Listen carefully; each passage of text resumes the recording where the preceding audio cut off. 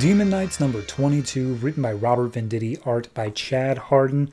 So last issue we left off with the group gained the Holy Grail. They managed to find it in a room full of giants, and they left Vandal Savage to be killed by said giants. So they crushed him with a hammer. This issue picks up with them being like, how did those humans get into our vault? And then one of them's like, well, we probably shouldn't have crushed the last remaining one here. Oh well. But then Vandal Savage, being immortal, he starts to wake up, and it's like, oh, geez, man, this guy's resilient. This is crazy.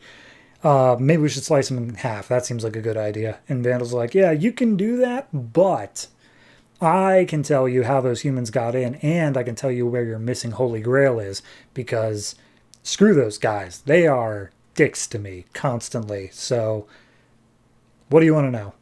So then we see that the Demon Knights have made their way back to Algibeir city of Al Wadi, but in the weeks that they've been gone, the city is kind of fallen apart. Like there's a whole bunch of thieves and muggers and stuff like that that have started to take over the city. And as they arrive, they're surrounded by a group of thieves. And they're like, all right, give us everything you have and your horses as well. And Exoristas is like, yeah, sure, sounds good. Hold my hammer. And he just drops it down on the guy's foot and he freaks out. And of course, everyone is immediately taken down by the Demon Knights. And they're like, you guys are idiots if you think you could have gotten one up on us. So here's what's going to happen. You're going to take our horses and put them in the stables, and we're going to carry on our merry way. Got it? And it's like, yeah, okay, sure, sounds good. So they arrive back at the room where Algibeir is, and he's like, hey, guys, I've been looking for you. I've been sending out falcons like crazy. Please tell me that you killed the vampires, and they're not on the way back. And they're like, oh, yeah, no, we took care of that several issues ago. We got the Holy Grail. And he's like, oh, it's in the box? And he's like, yeah. It's like, why is it still in the box? Take it out of the box. And Shining Knight is like, no, like, whatever reason Merlin had to put it in the box, there was a reason for it. We're not going to take it out until we find Merlin and make sure that everything is cool. And Algibeir's like, okay, look, I understand that you got like your mysticism thing, like you've got your faith, but I got science. So please let me study this thing. I am begging you. And Shining Knight takes off their helmet and it's like, nah, you see, I got bit. This still hasn't gone away. If I drank from the Holy Grail, I'd be cured. But I'm not. And that's how strong my faith is. So please don't mess with me on this.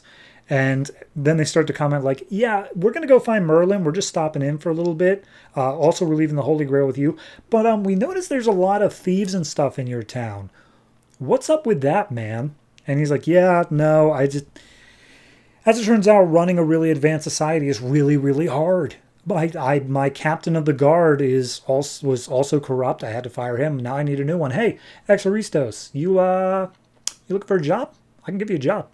And at that point, he's like, yeah, okay, regardless, I'm sure you all are tired and you want to go back out on your quest. So just rest up and we can talk about this tomorrow. So at that point, everyone rests up. But Horsewoman, whose name is Sarah, and I'm sure I've known that this whole time, but they make special notice of it now that like nobody knows her as Sarah.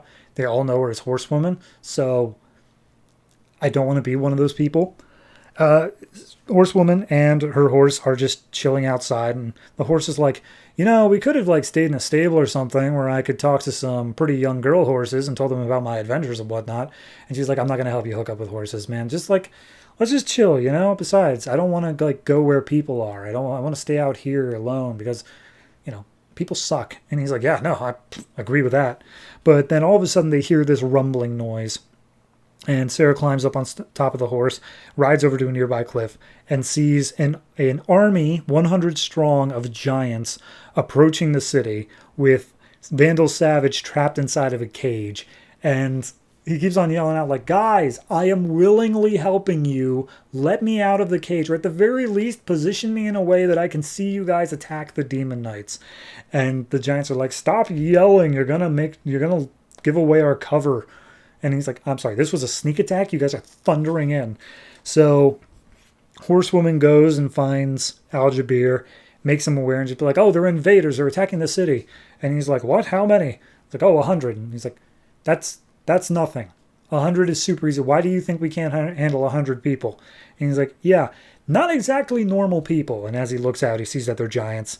And the giants are like, hey, give us back our grail, and we'll leave you alone. Otherwise, this will happen. And then they fire off a cannon to take down a watchtower. Everyone starts freaking out inside. Vandal's like, I gotta get me one of those. And as Aljabir gets up from the explosion, he sees that the box containing the Holy Grail has opened on its own, and the Grail has rolled out. And as it reaches the floor, its powers are apparently just life everywhere, which means that a whole bunch of plants and crap start sprouting up through the tiles of the palace. And it's like, okay, we got to put the Grail back in the box. That's priority number one here, because all these plants are starting to like wrap up people seemingly menacingly. So magic has no effect on it. Jason's about to transform into the demon when he gets choked out and isn't able to finish the recitement. And then all of a sudden we see Horsewoman putting the Grail back into the box. And all of the life, it doesn't retreat, but it stops growing. And it's like, okay, so why is it attacking us? And Sir Euston is like, oh, it wasn't attacking. It just happened to grow around your neck. Probably. But at that point, we see Horsewoman's horse being like, geez, with all this crazy stuff, maybe I would have been better off just staying attached to the mill. Isn't that right, Sarah? Sarah? And he looks over and sees that Horsewoman is standing. Because of the effects of the Holy Grail, she is no longer paralyzed from the waist down and is able to walk and such. So that's the cliffhanger. That's where we leave off. And the next issue is the final issue of this series. That is such a disappointment. I am always having such fun with this book, but it does feel like we are getting a real finale to it. They're going up against an army of giants. They have the Holy Grail. Horsewoman's able to walk again.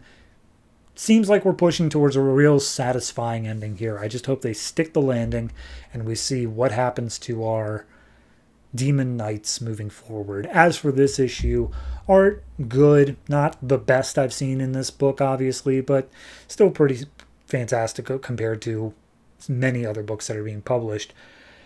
Overall, I'd say this is probably I'll give it an 8. And I think that it's the humor does a lot to help. I really like Vandal Savage and how he's written. Every time he's talking, he's just fun to work with. Same thing with Horsewoman's horse. I think it's Brickwedge. Just he's snarky. I like it. He's got a good attitude to him. So yeah, I'm giving this a solid 8. It's definitely a check out book if you haven't already.